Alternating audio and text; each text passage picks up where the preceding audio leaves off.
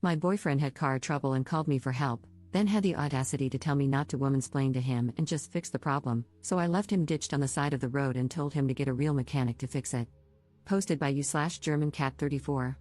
I, 26F, had been dating my boyfriend, Nick, 27M, for almost a year, and something that has always bothered me is how Nick does not believe in maintaining or taking care of his vehicles.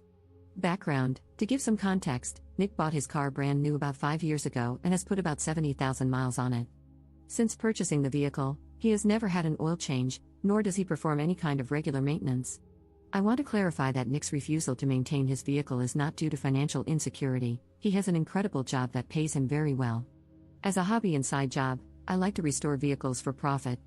I am by no means a mechanic. I mostly clean up vehicles, do bodywork, and paint restoration. However, I do have a pretty fundamental understanding of cars, and I know how to do the basics. The story: Nick called me yesterday on my day off, telling me he was about 10 minutes away from my house and had a flat tire. He asked if I could come help him out. I grabbed my tool bag and headed out. When I arrived, I saw that Nick not only had a flat tire but that his front left rotor was cracked. The rotor is part of the car's brakes, and his rim was bent beyond repair. I told Nick his car was undrivable and that he needed to call a tow truck. However, Nick started arguing with me, insisting that it was just a flat tire and not a big deal. I tried showing Nick how severe the damage was, but he insisted I was overreacting and that he just needed me to change the tire. I refused. In Nick's own words, I started mothering him about how poorly he takes care of his car. The argument escalated, and Nick lashed out, saying things like, "Just because you have a set of pink tools and watch YouTube doesn't make you an effing mechanic."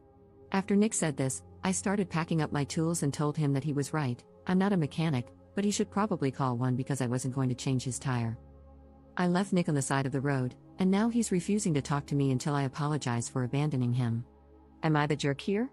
Commenter: not the jerk, and yikes, if he won't maintain a high-end purchase, how does he treat his home? He has made fun of your car knowledge, yelled at you for making an accurate statement about his broken car, and demanded an apology, none of which you deserved. Is this how he normally responds to stressful situations? Ops response: I'm going to answer your question with way more detail than you asked for. I was raised by a single mom and never had a father figure growing up. When something broke in our house, I would teach myself how to fix it, and my mother always encouraged me to explore how mechanically inclined I was. After I met Nick's parents, his father and I really bonded over our love for cars and fixing them. Every time I went over to Nick's parents' house, his father and I would inevitably end up in the garage tinkering. Nick has always been insecure about how quickly his father and I developed a relationship.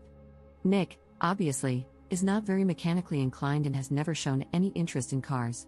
The relationship I have with Nick's father has been a sore spot in our relationship for a long time, and I think that's why Nick lashed out the other day. Update 5 days later.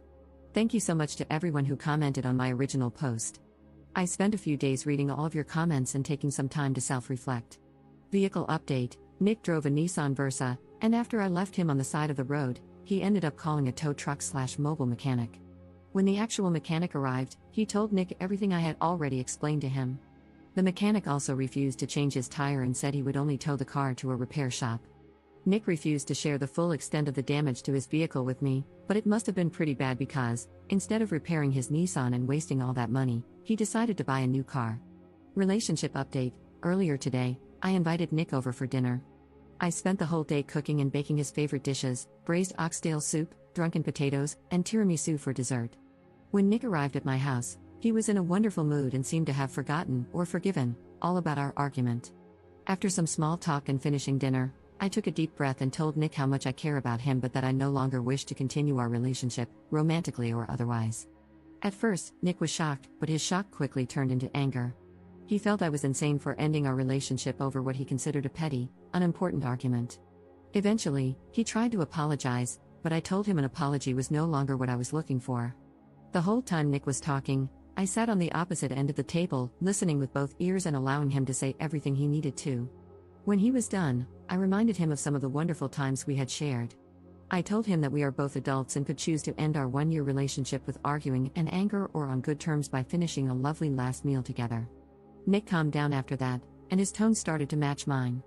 We didn't talk for much longer, but luckily I had planned ahead and had some tiramisu wrapped up for him, along with a small bin of all the things he had kept at my house.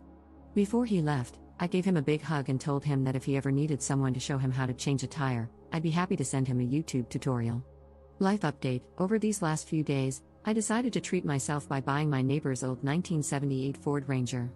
The truck is an absolute hunk of junk and will probably take me over a year to make it look somewhat recognizable. But I figured it would be more productive and cost-effective for me to obsess over an old, broken truck than to fixate on broken men. I plan to stay single for a while and focus on taking better care of myself, as well as spending more time with my 3 German shepherds. Happy reading, everyone!